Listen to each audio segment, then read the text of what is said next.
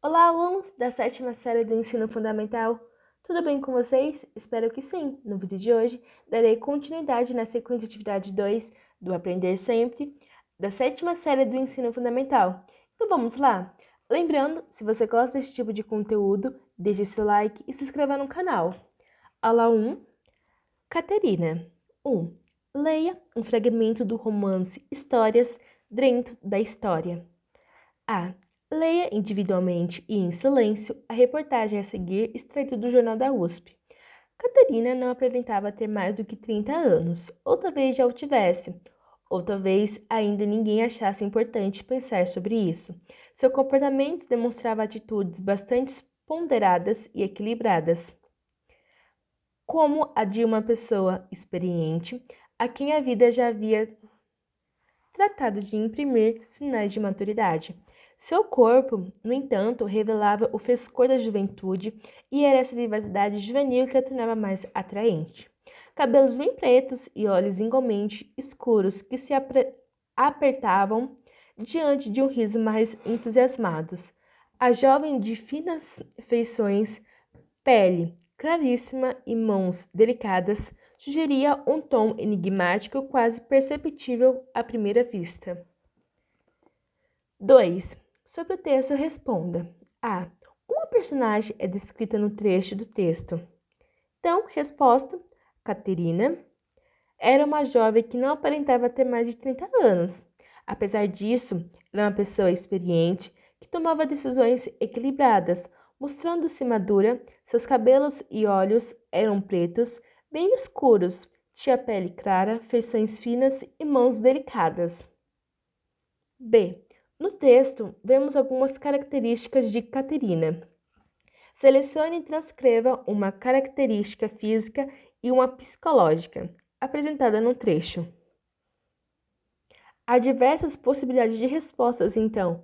Características físicas, olhos e cabelos pretos, pele clara, mãos delicadas, e características psicológicas, madura, ponderada, equilibrada, atraente e enigmática.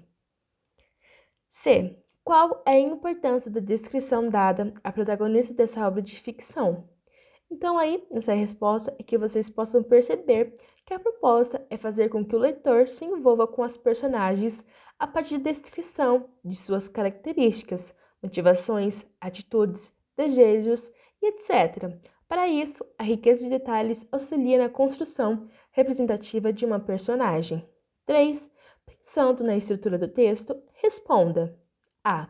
Na frase, seu comportamento demonstrava atitudes bastante ponderadas. A que se refere o termo seu. Então, resposta: o termo seu se refere a Catarina. B.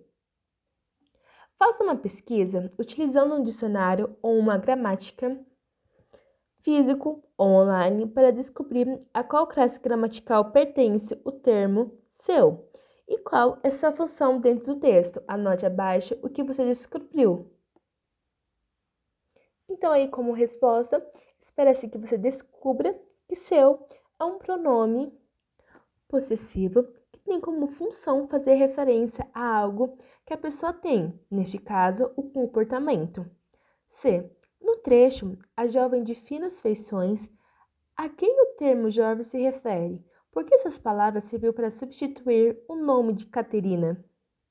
Então, a resposta: o adjetivo jovem faz referência à protagonista do livro, Caterina. Então, aí, espera-se que você, estudante, perceba que o termo funciona como um sinônimo ou uma palavra equivalente à personagem, uma vez que sabemos que ela aparentemente aparenta jovialidade. Aula 2. Sua personagem. 1. Planejamento do texto. Chegou a sua vez de criar uma personagem. Responda as perguntas a seguir que vão te ajudar a planejar seu texto. 1. Quem é sua personagem? Ela é inspirada em alguém real ou é fictícia? 2. Quais são as características físicas e psicológicas dessa personagem? 3. Quais são suas motivações, ambições e desejos? 4. Do que ela tem medo? Então, você vai criar esse personagem de acordo com esses 4 elementos para você fazer o seu planejamento de texto, tá bom? 2. Produção de texto. Responda as questões a partir da discussão que seu professor fará com a turma. Para isso, releia o 3º parágrafo da reportagem lida na aula passada. Redija um texto curto, de proximidade, um parágrafo apresentando sua personagem. Lembre-se de utilizar pronomes, sinônimos e outras formas para evitar a repetição do nome de suas personagens, deixando o texto com um bom ritmo. Ao finalizar, lembre-se de reler e revisar o texto, aprimorando e corrigindo o que você escreveu. Então aqui você pode ir no outro vídeo que foi postado por mim aqui no YouTube, para você ver sobre a reportagem lida na aula passada, ok? Aula 3. Quem foi Júlio Verne? 1. Leia um trecho da biografia do escritor Júlio Verne. Júlio Verne, biografia 1828 a 1905. Júlio Verne nasceu em Nantes em 8 de fevereiro de 1828. Fugiu de casa com 11 anos para ser grumete e depois marinheiro. Localizado e recuperado, retornou ao lar paterno. Em um furioso ataque de vergonha por sua breve e efêmera aventura, jurou solenemente, para a sorte de seus milhões de leitores, não voltar a viajar, senão em sua imaginação, através da fantasia, promessa que manteve em mais de 80 livros em 1850, concluiu seus estudos jurídicos e, apesar da insistência do pai para que voltasse a Nantes, resistiu firme na decisão de tornar-se um profissional das letras. 2. A partir da leitura do texto, responda a. Qual é a função de uma biografia? Então, resposta: o texto tem como função contar de forma cronológica alguns fatos relevantes da vida do escritor Júlio Verne. B.